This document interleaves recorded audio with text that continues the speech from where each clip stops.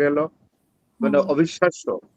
এতদিন যাবৎ Donald Trump যা বলছে যে আহ, ইরানের আকাশ আমেরিকা এবং ইসরায়েলের দখলে আছে, এই কথাটি মিথ্যা প্রমাণিত হলো। হুম, ঘটনাটি ঘটেছে আপনার সাইপ্রাসে একটা ব্রিটিশ ঘাঁটি আছে। আপনি হুম, তো জানেন ব্রিটিশ গভর্নমেন্টের উপরে আসলে স্যার কিয়ার স্টারমারের উপরে ডোনাল্ড ট্রাম্প প্রতিনিয়তই চাপ দিয়ে যাচ্ছে যেন হুম, কোনো না কোনোভাবে ব্রিটেন যেন আমেরিকাকে যুদ্ধে সাহায্য করে। শেষ হুম, পর্যন্ত সাইপ্রাস ঘাঁটিটা, ব্রিটেনের যে সাইপ্রাস বিমান ঘাঁটি আছে গ্রিসের কাছে, সেটা ব্যবহার করতে দিয়েছে। এবং সেইখান থেকে একটা আমেরিকান বিমান, এই বিমানটা খুব সাংঘাতিক সফিস্টিকেটেড বিমান। এটার দুইটা পাইলট থাকে, বুঝছেন? হুম, বিমানটা হলো, হ্যাঁ, বিমানটা হলো F-15E ক্লাস। হুম, মনে একটা F-15E ক্লাস বিমান, দুটা হুম, পাইলট থাকে এবং ক্ষিপ্র গতি সম্পন্ন। এখন ইরান যেটা আর আমেরিকা যেটা চেয়েছে যে সাইপ্রাস থেকে উড়ে গিয়ে, বলা হয়ে থাকে যে এটা খুজিস্তানের দিকে যাচ্ছিল। হুম, খুজিস্তান আপনার ইরানের একটা বড় প্রভিন্স খুজিস্তান, এবং হুম, সেটা যাচ্ছিল। এবং এটা ওয়াচ করেছে, এটার গতি ওয়াচ করেছে আপনার ইরান। ওয়াচ করার পরেই ইরান শক্তিশালী মিসাইল চার্জ করেছে। চার্জ করার ফলে বিমানটা ভূপাতিত হয়েছে। ভূপাতিত হওয়ার ফলে পাইলটদেরকে উদ্ধার করার জন্য আমেরিকা হেলিকপ্টার পাঠিয়েছে। খুবই হেলিকপ্টারের মানে শক্তিশালী হেলিকপ্টার। হুম, হেলিকপ্টার, দুটো হেলিকপ্টার পাঠিয়েছে।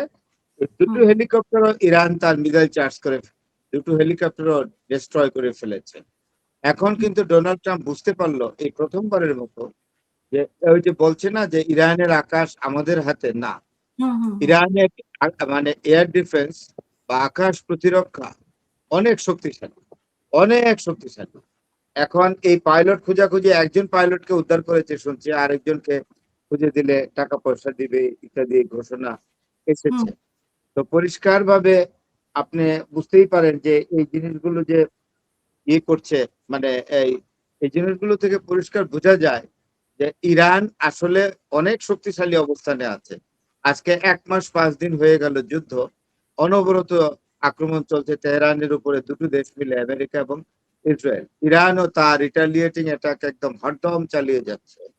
হুম, এই যে পাল্টাপাল্টি আক্রমণ, এতে ইরানের কিন্তু সামরিক শক্তির এতটুকু ঘাটতি ঘটে নাই, আমরা অন্তত দেখিনি। তো এখন হুম, প্রশ্ন হলো কি, এখন নড়েচড়ে আমেরিকা বসছে, যুদ্ধের প্রস্তাব দিচ্ছে। এখন ইরান তো যুদ্ধ মানবে না, ইরান কিন্তু এইভাবে যুদ্ধটা মানবে না, আপনি তো জানেন। যুদ্ধবিরতি, যুদ্ধবিরতি, যুদ্ধবিরতি, হ্যাঁ, যুদ্ধবিরতি ইরান মানবে না, রাইট, থ্যাংক ইউ। হুম, যুদ্ধবিরতি মানবে না। এই দিক দিয়ে চায়না যে চায়না এবং পাকিস্তান, তারা একটা চেষ্টা করছিল। Chinese foreign minister Wang Yi এবং আপনার পাকিস্তানের যে ফরেন মিনিস্টার এবং প্রধানমন্ত্রী, উপপ্রধানমন্ত্রী হুম, ইসাকদার, তারা বেইজিং এ বসে 5টা পয়েন্ট দিয়েছে। 5টা পয়েন্ট ঠিক এরকম যে ফার্স্ট পয়েন্ট হলো টু রেজিউম দ্য পিস টক, অর্থাৎ শুরু করা, মানে হুম, শান্তি আলোচনা শুরু করো। নাম্বার 2 হইলো just to protect the civilian area hmm, and to not to attack on non-military area. এই হলো 2 নম্বর। 3 নম্বর হলো just to protect the maritime line, অর্থাৎ আপনার ইয়াকে আপনার পানি রাস্তা, মানে জল জলপথকে রক্ষা করা, যে দিক দিয়ে আপনার বাণিজ্য জাহাজ চলছে। এরপর হলো just to protect Hormuz and other maritime line. হরমোজকে ওপেন করা, হরমোজ ছেড়ে দেওয়া, ইরান ছেড়ে দিতে হবে হরমুজকে, এবং সেটা খুলে দিলে অন্যান্যরা জাহাজের ইয়া পাবে। আরেকটা হলো এই যে অবশ্যই হরমুজ এবং অন্যান্য যে স্ট্রেটস গুলো আছে যেগুলো বাণিজ্য চলে, অর্থাৎ ম্যারিটাইম ওয়ে তে, এটা টোটাল প্রোটেকশন দেওয়া, সিকিউরিটি দেওয়া। তো ইরান তো এটা মানবে না, ইরান মানবে না হরমুজ খুলে দেওয়ার বিষয়টা। No, no, not at all. Iran Hormuz খুলে দেওয়ার বিষয়টা মানবে না। 2 নম্বর ইরান মানবে না। আরেকটা, ইরান কমপ্লিট, আমেরিকার পক্ষ থেকে ইরান কমপ্লিট যুদ্ধ ছেড়ে চলে যাওয়ার কথা বলেছে। ইরান বলেছে যে ইসরায়েল এবং আমেরিকাকে যুদ্ধ পরিত্যাগ করে চলে যেতে হবে। হুম, হরমুজ খুলবো কি খুলবো না এটা পরের ব্যাপার, আমাদের উপরে হরমুজের ব্যাপারে কোন রকম কন্ডিশন দেওয়া যাবে না। তো সুতরাং এই 5টা পয়েন্ট, যেটা 5 পয়েন্টস, এই 5 পয়েন্টস আসলে ইরান মানছে না বলে এটা দিয়ে আর শান্তি রক্ষার ক্ষেত্রে এই 5 পয়েন্ট কোনো কাজে আসছে না। জি, বলেন। একজন আপনাকে প্রশ্ন করেছে, মানে স্যারের কাছে প্রশ্ন, ইরানের পাইলট কি আসলেই ধরা পড়েছে কিনা? মানে ইরানের পাইলট কেন বলল? মানে যুক্তরাষ্ট্রের না, পাইলট এটা ভুল করেছে। ইরানের পাইলটটা তো আমেরিকান পাইলট। হ্যাঁ, আমেরিকার পাইলট কি আসলে ধরা পড়েছে এটা কিনা? হলো, আমি বিমানটার নাম বলে দেই, হুম, F-15E ক্লাস বিমান। হুম, খুবই সফিস্টিকেটেড, 2 জন পাইলট লাগে। একজন বিমান ড্রাইভ করে, আরেকজন হলো ওই টার্গেট শনাক্ত করে কোথায় গিয়ে বোমা বোমা ছাড়বে। তো এখন প্রশ্ন হলো, এটার একটা প্রশ্ন আছে যে তারা ফিজিবিলিটি স্টাডি হিসেবে আমেরিকায় বিমানটা পাঠিয়েছিল, খোজিস্তানে অ্যাটাক করলে যদি রেসপন্স না আসে, তাইলে তারা বেপুরা বিমান হামলা করবে আপনার হরমুজে।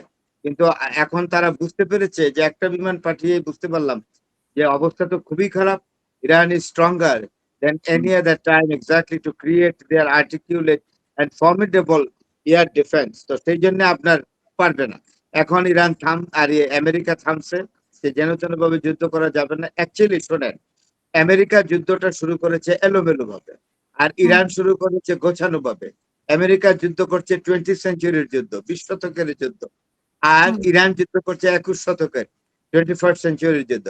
21st সেঞ্চুরিতে আপনার মিসাইল শক্তি প্রাধান্য পেয়েছে এখানে এয়ার স্ট্রাইকিং অর্থাৎ বিমান হামলা, তারপরে মেরিন সেনা, তারপরে নৌবাহিনী এখানে অবসোলেট হয়ে হুম, গেছে। নৌবাহিনী দিয়ে, বিমান বাহিনী দিয়ে, মেরিন সৈন্য দিয়ে যে যুদ্ধ জেতা যায় না, আজকে 1 মাস 5 দিনের যুদ্ধে এটা প্রমাণিত হলো। এটা কিন্তু হুম, স্পষ্ট, যুদ্ধ এখন চলে গেছে মিসাইলের হাতে। কার কত মিসাইল, কার কত শক্তিশালী মিসাইল আছে, মিসাইল ডিফেন্সের উপরে এখন যুদ্ধ নির্ভর করছে।